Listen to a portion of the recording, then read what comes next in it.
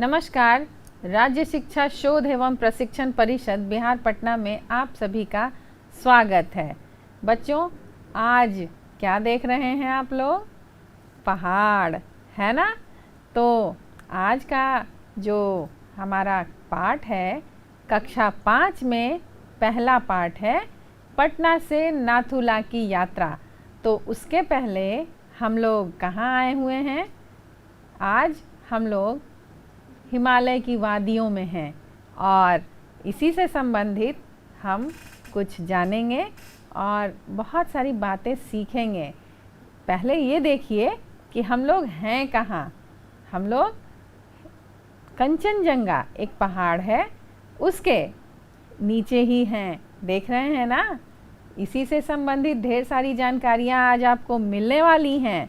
तो उसके पहले आपके पर्यावरण और हम जो पाठ्य पुस्तक है उसके पाठ 1 में पटना से नाथुला की यात्रा है, उसको हम थोड़ा देखेंगे। ये जो है एक यात्रा वृतांत है। जो लेखक हैं, जब वो पटना से नाथुला की तरफ जा रहे हैं तो उन्हें रास्ते में कौन कौन सी चीज़ें दिखाई दी और क्या क्या उन्होंने देखा और सीखा, किन किन चीज़ों से उन्हें इतना रोमांच का अनुभव हुआ। बहुत सारे सुंदर सुंदर अनुभव हुए, क्योंकि जब वो वहाँ पहुँचे तो उन्होंने क्या देखा और कौन कौन सी चीज़ें वो यादगार वहाँ से समेट कर लाए, है ना? तो देखते हैं हम लोग। पहले पाठ की तरफ चलते हैं और पहले पाठ में कुछ कहानी देखते हैं जो उनका यात्रा वृतांत है। फिर हम आपसे कुछ सवाल भी पूछेंगे, कुछ जानकारियाँ भी देंगे, है ना बच्चों? तो सबसे पहले हम लोग पाठ में देखते हैं क्या है। पटना से नाथुला की यात्रा, पर्यावरण और हम में ये सबसे पहला पाठ है। और यहाँ शुरू होता है यह कहानी 8 नवंबर 2010 की ठंड भरी काली रात। ठंड से कांपते ठिठुरते लोग पटना जंक्शन पर मित्रों के साथ रेलगाड़ी की प्रतीक्षा, गंतव्य सिक्किम की राजधानी गंगटोक। अपने स्मारकों, सांस्कृतिक धरोहरों एवं विभिन्न परिवेश की पहचान और उनके संरक्षण को जानने की लालसा। बच्चों, ये यात्रा क्यों हो रही है? यात्रा हो रही है स्मारकों, सांस्कृतिक धरोहरों और विभिन्न परिवेशों की पहचान के लिए, और उनके संरक्षण को जानने की लालसा भी है। इसलिए 8 नवंबर 2010 की रात यह यात्रा शुरू हुई है। और जब न्यू जलपाईगुड़ी रेलवे स्टेशन पर अगली सुबह उतरे तो पहला पड़ाव था सिक्किम जाने के मार्ग में स्थित दार्जिलिंग। दार्जिलिंग पश्चिम बंगाल राज्य का सुंदर पर्वतीय स्थल है। हरी भरी घाटियाँ, दूर दूर तक दर्शनीय हिमालय पर्वत श्रृंखलाएं, जो अभी आपने देखी थी पर्वत श्रृंखला, है ना? जैसे जैसे हम न्यू जलपाईगुड़ी से दार्जिलिंग की पहाड़ियाँ चढ़ते गए, ठंड बढ़ती गई और स्वेटर पर जैकेट भी डालना पड़ा, मतलब ज़्यादा ठंड हो रही थी। टाइगर हिल पर खड़े होकर सुबह सुबह सालों भर बर्फ से रहने वाली कंचनजंगा की सतरंगी बदलती चोटी को देखना अद्भुत था। हम लोग देखेंगे कि कैसे वो रंग बदल रहा है, क्यों रंग बदल रहा है, किस कारण से रंग बदलता है। कंचनजंगा की इस खूबसूरती को दार्जिलिंग और सिक्किम के पूरे 12 दिवसीय प्रवास में भी जी भर कर देखने के बाद भी नहीं मन भरा। अब ये जो वर्णन है बच्चों, उसको हम लोग वास्तविक रूप से भी देखेंगे। कैसे? देखिए, आगे देखते हैं हम लोग, क्योंकि हम लोग पढ़ रहे हैं और आज हम लोग उन वादियों में देखने भी चल रहे हैं। और आपकी पुस्तक में भी ये तस्वीर है। आप देख रहे हैं कंचनजंगा की पहाड़ियाँ, और ये जो पहाड़ी है हमेशा बर्फ़ से ढकी होती है। क्यों? क्योंकि इसकी ऊंचाई बहुत ज़्यादा है। पूरे विश्व में ऊंचाई के मामले में इसका तीसरा स्थान है। आप देख रहे हैं, सबसे शुरू में भी आपने ये चित्र देखा था। और इस चित्र में आप क्या देख रहे हैं कि पहाड़ की चोटियाँ जो हैं वो बर्फ़ से ढकी हुई हैं। और सतरंगी छटा क्यों होती है बच्चों, कैसे होती है, चलिए देखते हैं। ये है कंचनजंगा। और ये लाल क्यों दिखाई दे रही है बच्चों, क्योंकि सुबह के समय में जब सूर्योदय होता है तो वो एक अंधेरा होता है और उसके बाद धीरे धीरे सूर्योदय होता है, तो स्वर्णिम आभा जो है वो बर्फ़ के ऊपर जब बिखरती है, चोटियाँ मतलब कंचनजंगा की चोटी के ऊपर जो बर्फ़ पड़ी हुई है उस पर जब वो स्वर्णिम आभा बिखरती है तो पूरी सुनहरी हो जाती है।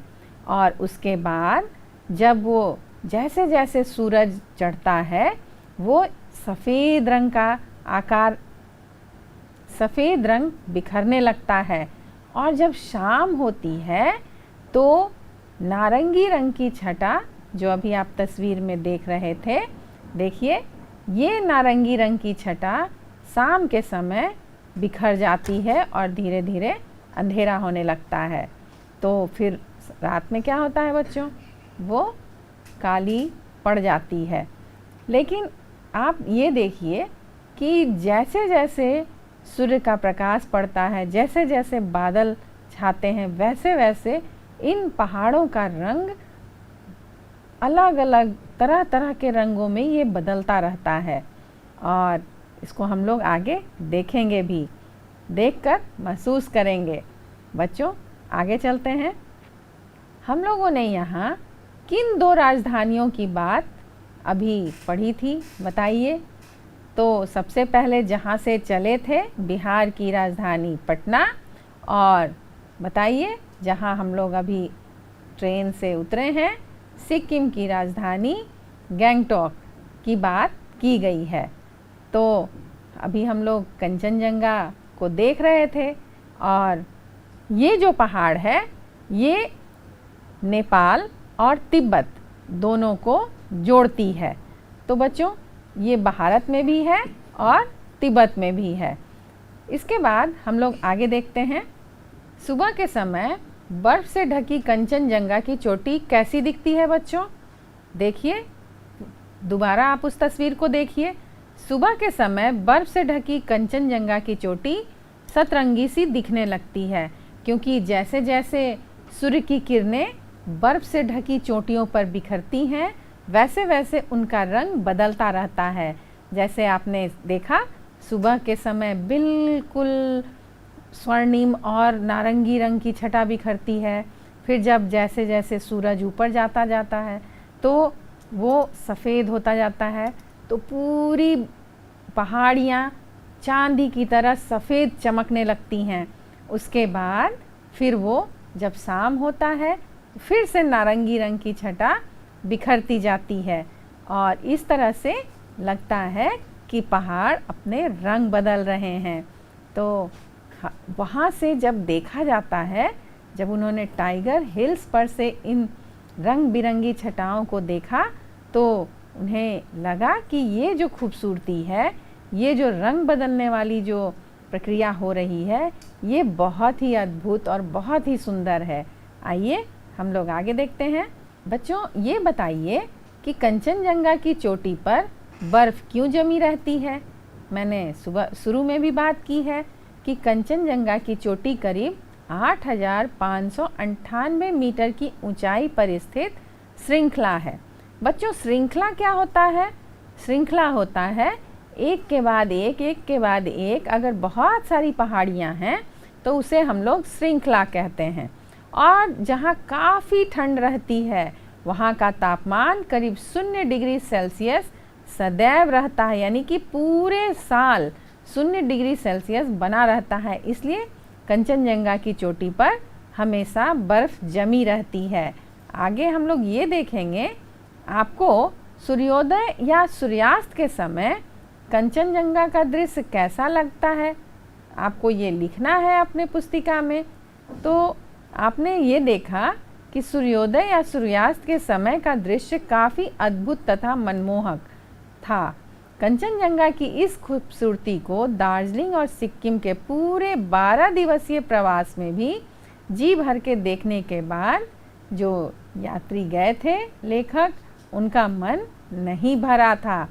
तो यहाँ जो खूबसूरती बिखरी हुई है उसको जाकर उन्होंने देखा था और उसका वर्णन उन्होंने अपनी यात्रा वृतांत में किया है, जो अभी हम लोग पढ़ रहे हैं। बच्चों, हिमालय पर्वत की कुछ अन्य चोटियाँ भी हैं। जैसे हमने श्रृंखला की बात की थी कि कई सारी पहाड़ की चोटियाँ हैं, तो उन अन्य चोटियों के नाम आपको पता करने हैं और यहाँ जो दिए गए हैं इनके बारे में भी जानना है। देखिए, माउंट एवरेस्ट जो कि नेपाल और तिब्बत में है, नेपाल में भी है, तिब्बत में भी है, भारत में उसका कुछ भाग है।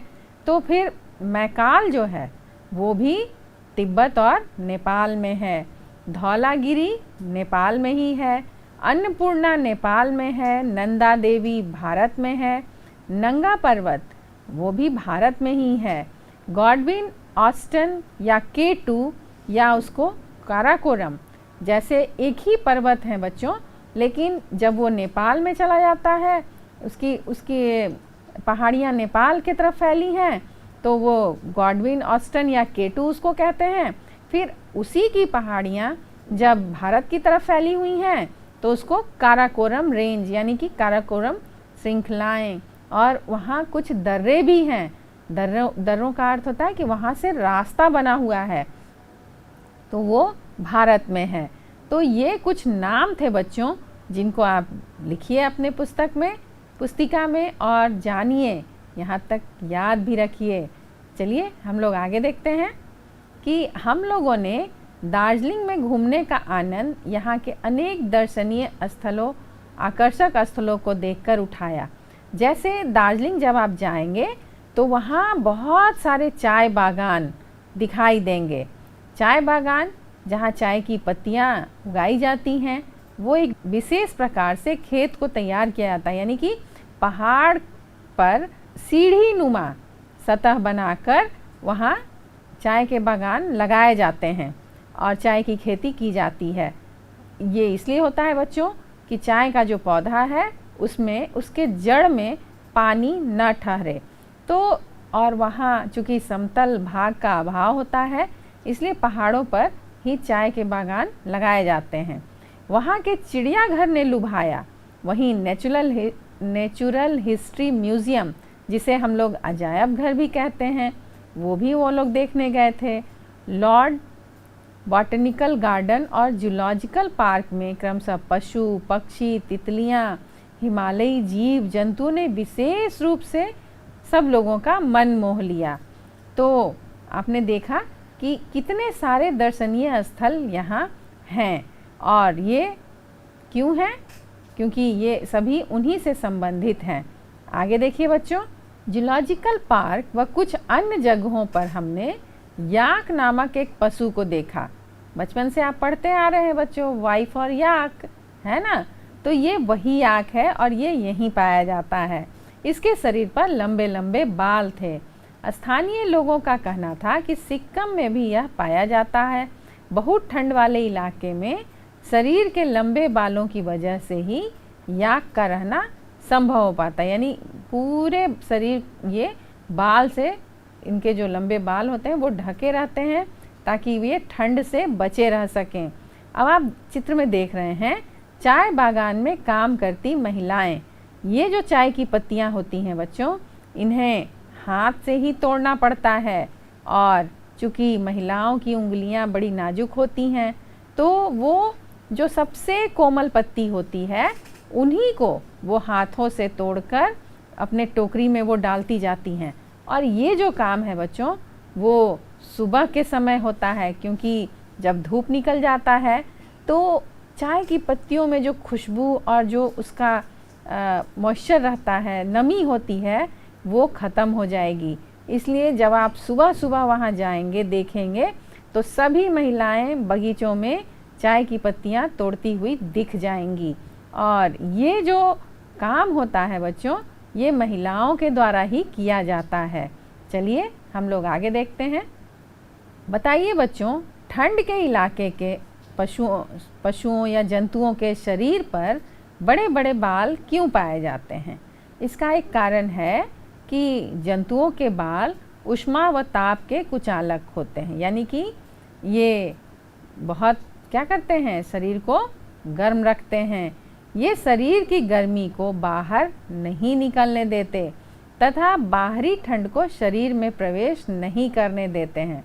यही कारण है कि बहुत ठंड वाले इलाके में जहाँ भी आप जाएंगे देखेंगे, जहाँ जहाँ जाड़ा मतलब पूरे साल जहाँ ठंड पड़ता है, तो वहाँ के जंतुओं के शरीर पर बड़े बड़े बाल पाए जाते हैं जो उन्हें ठंड से बचाते हैं और उनकी प्राणों की रक्षा करते हैं, यानी वो उसी परिस्थिति में रहने के अनुकूल हो जाते हैं, क्योंकि वो शरीर जो है उनका बालों से ढका होता है और वो वैसे ही वहाँ रहने के आदी हो जाते हैं और वो उन ठंड से बच जाते हैं। बच्चों, आपने याक तो देखा ही है, आपके पुस्तक में फ़ोटो देखा होगा, आप अभी चित्र में भी देख रहे हैं और अभी आपने चाय बागान की भी जानकारी हासिल की। चलिए और भी कुछ बचा है, हम लोग आगे देखते हैं। बच्चों, चूँकि दार्जिलिंग जो है वो पहाड़ी क्षेत्र है, यहाँ रोड और रेलवे का निर्माण करना थोड़ा दुर्गम होता है। वहाँ इसके विकल्प के रूप में रोपवे का निर्माण किया गया है, जो एक पहाड़ से दूसरे पहाड़ पर एक मजबूत केबल यानी रस्सी जो होती है वो लोहे की होती है, तो उस पर वो रोपवे का निर्माण वहाँ पर किया गया है ताकि लोग एक जगह से दूसरे जगह जा सकें, यानी यातायात के साधन के रूप में भी ये वहाँ इस्तेमाल होता है। तो रोपवे पर सवार होकर बादलों के बीच से गुजरते हुए चाय बागान को देखना बड़ा आनंददायक रहा, यानी कि यहाँ बहुत सारे पर्यटन स्थल भी विकसित किए गए हैं।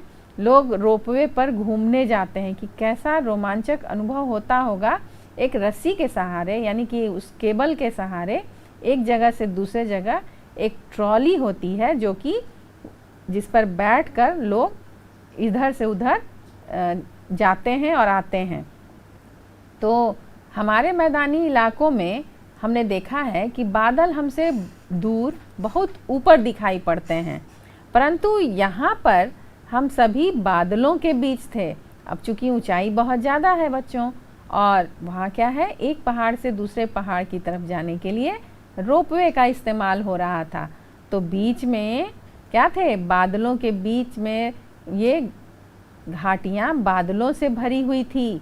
जब ये एक पहाड़ से दूसरे पहाड़ की तरफ जा रहे थे तो वहाँ बीच में बादल थे, और यहाँ से हिमालय पर्वतारोहण संस्थान के लिए ये रवाना हो गए।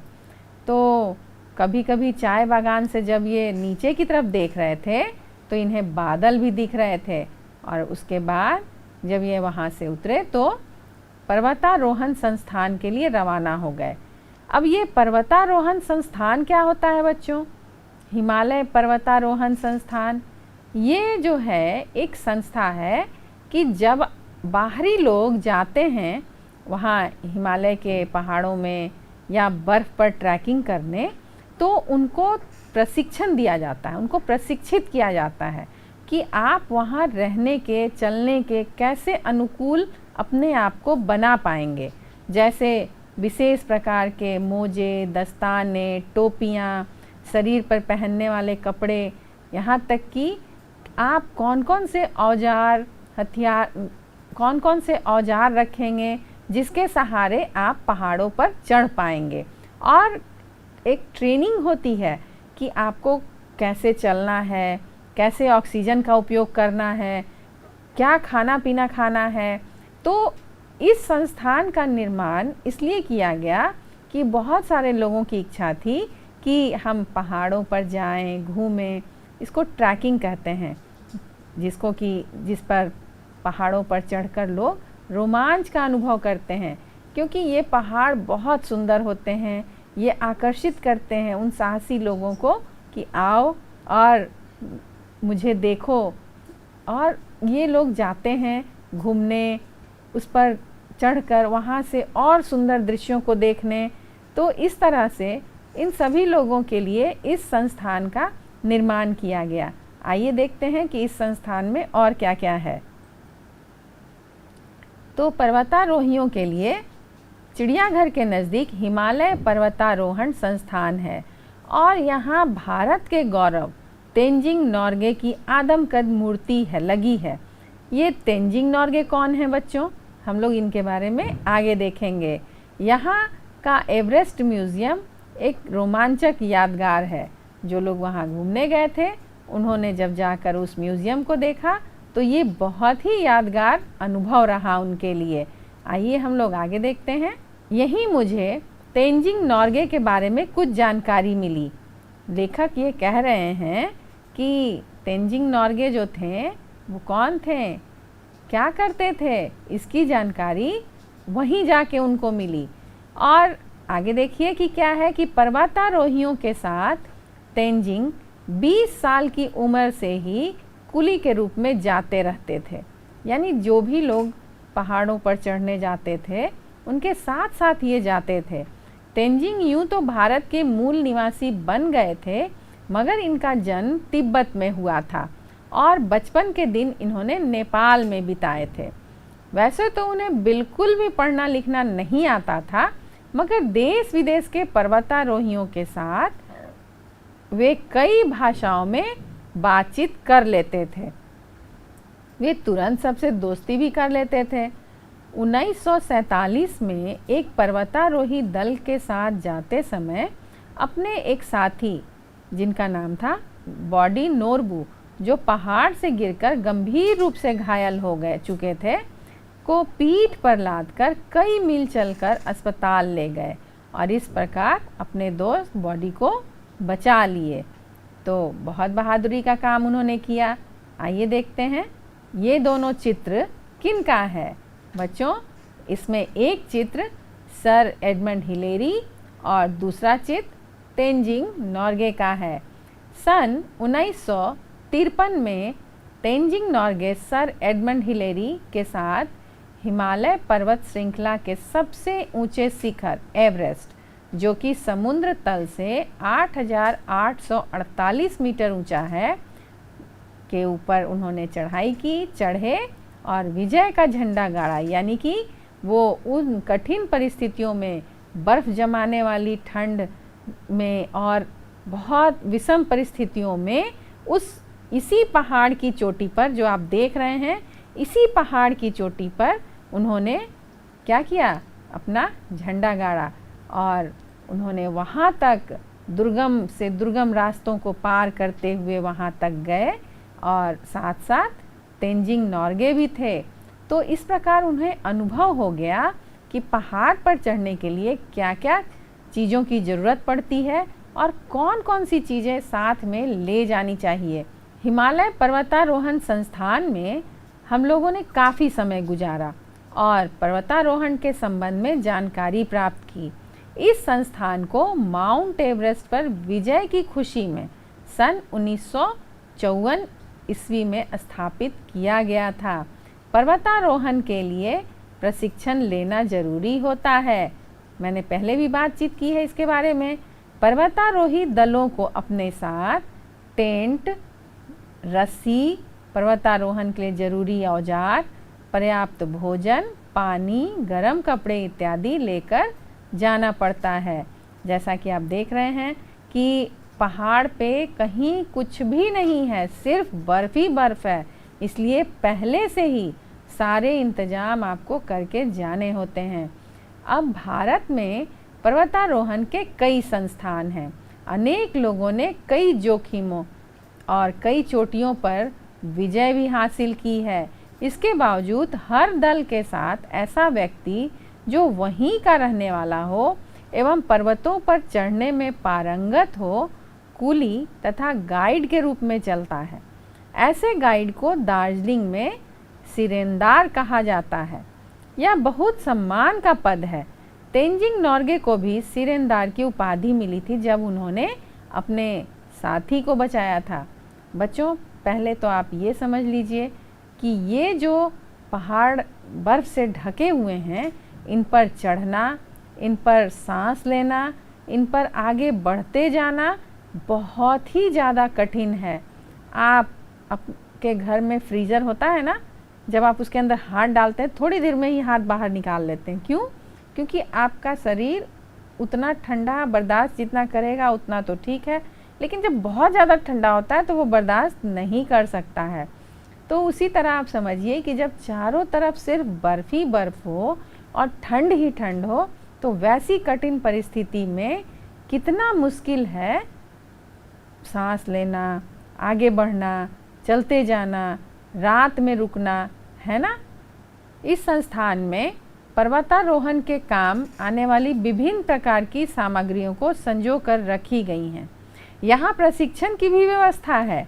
पर्वतारोहियों को ऊंचाई पर जाने के पश्चात विभिन्न प्रकार की कठिनाइयों का सामना करना पड़ता है।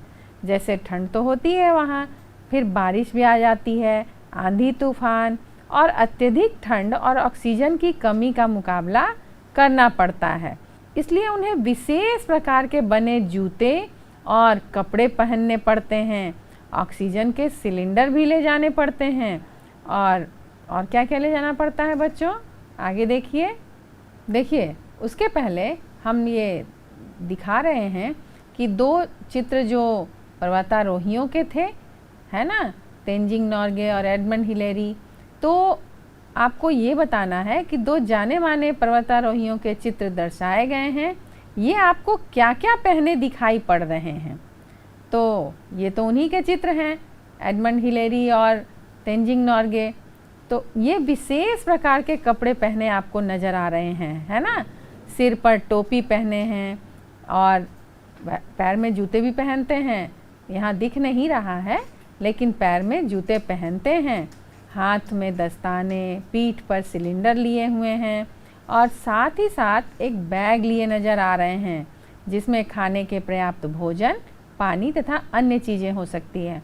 और आप देख रहे हैं कि इन्होंने एक विशेष प्रकार का चश्मा रखा है, क्योंकि ये जो चश्मा है ये आँखों को जब बर्फ़बारी होती है, ठंड होती है, तो उससे ये बचाता है। और ऑक्सीजन देखिए, ऑक्सीजन लेने के लिए ऑक्सीजन मास्क भी है इनके पास, है ना।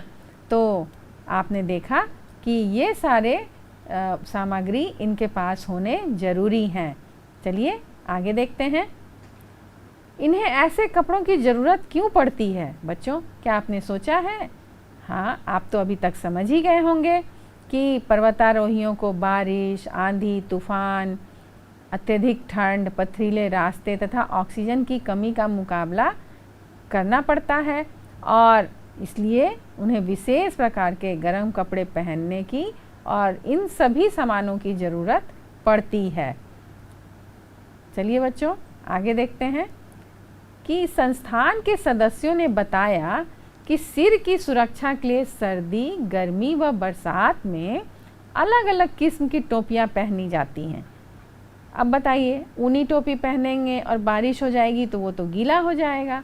तो इसके लिए वो प्लास्टिक की बनी ऊपर से जो टोपी होती है और अंदर से ऊनी होती है, उस तरह के टोपी वो लोग पहनते हैं।